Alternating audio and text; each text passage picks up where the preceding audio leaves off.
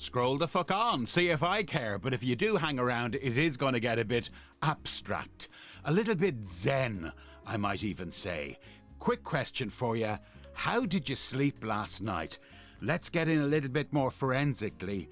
Did you have a dream, a repetitive one, that you kind of have regularly, that is a part of your sleeping life? Maybe because it's a big part of your life somewhere down the line. What am I getting at? Exams! That's my one. I have a serious problem with exams. I fucking couldn't stand them back in the day, and they put the fear of God into me, the whole school system. And as a result, at the age of 62, I just keep, still getting the dream of the 1970s, sitting in the austere 1984 type classroom. There's a piece of paper put in front of me. I haven't a motherfucking clue what to do with it. I do not know. I might as well be a cow looking into a ditch. Because, well, you're leaving, cert. Remember that one? You're leaving, sir. You're intercert. The intercourse. You're going to fail the intercourse. No, I mean, your exams. And you said intercourse. I still have this thing, and I hate it. It dates from since I was about 12 or something, 1976. And I had to do this exam. And I can't blame my parents, really. They weren't that stern or, dogmatic. They did, of course, let you know that you had to get your exams. But it was more like me. I took it all so seriously. And unlike others, years later, I don't wear it as a badge of honour, unlike others. As I was saying, others, they are on a cow. The others, what are you talking about? I don't know. It's that kind of a day. My hormones are at me. Unlike others, I don't wear dyslexia as a badge. I subsequently found out I was dyslexic. KO? All right, see what I did there? So anyway, I just have this repetitive dream, and I know where it stems from. All that kind of angst, all that, somewhere in a 1970s orange hue mix of disco and punk. I'm stuck there with a maths exam. Hated that. I can't do that. Certain tables are in my head. 320s is 60.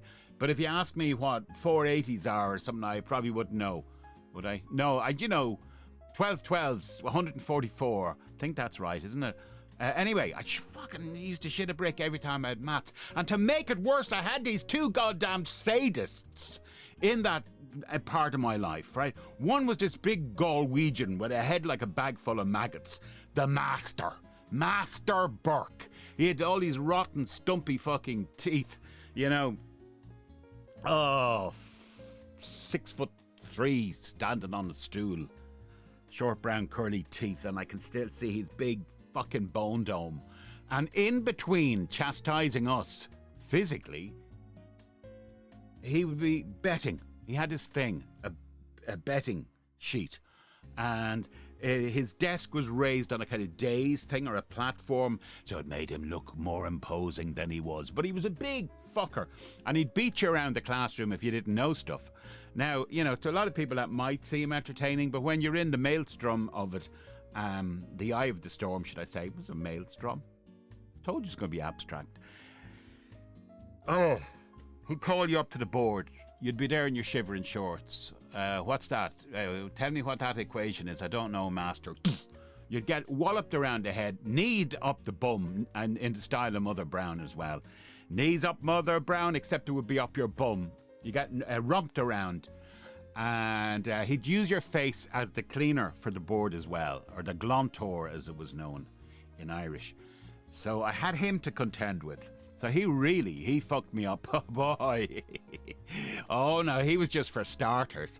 I had this total dickwank waiting in the background, a sadist for me, who was worse. He's a Christian brother. He'd been to the mission, so he was known as Sambo, right? I can tell you, I'd say that was so long ago now. The worms have long got a hold of that bastard. They have chewed him well into the earth. What a vile bastard. He was worse than the other guy, because this guy was psychological. He would tell you you never amount to much.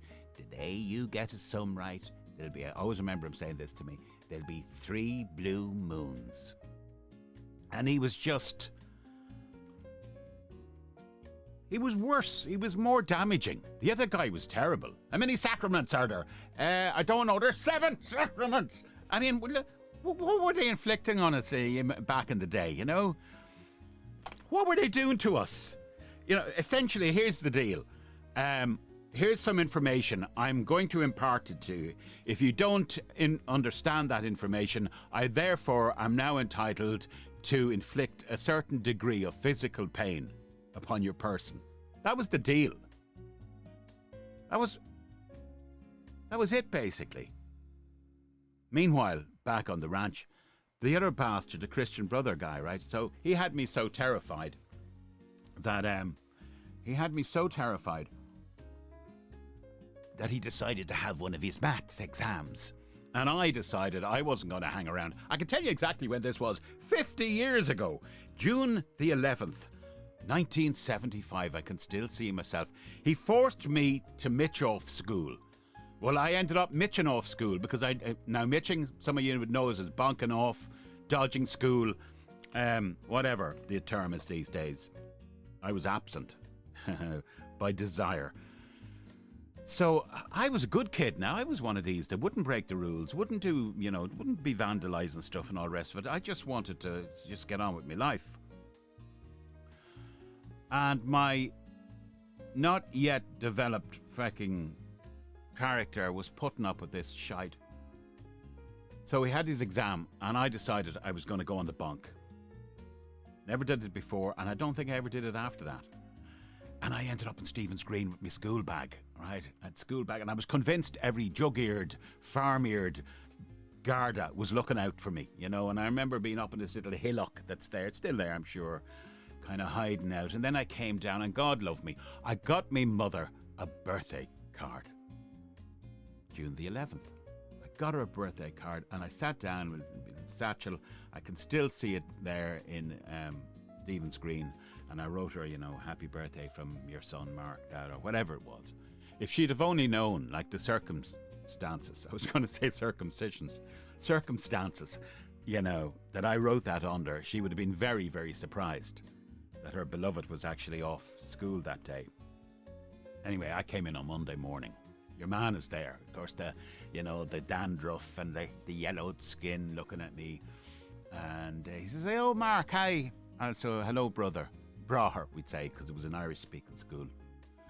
And he said, oh, did you miss the exam we had on Friday? Or he'd actually say it more like, you know, it was like out of the Jungle Book. It was, did you miss the exam we had? Trust in me on Friday.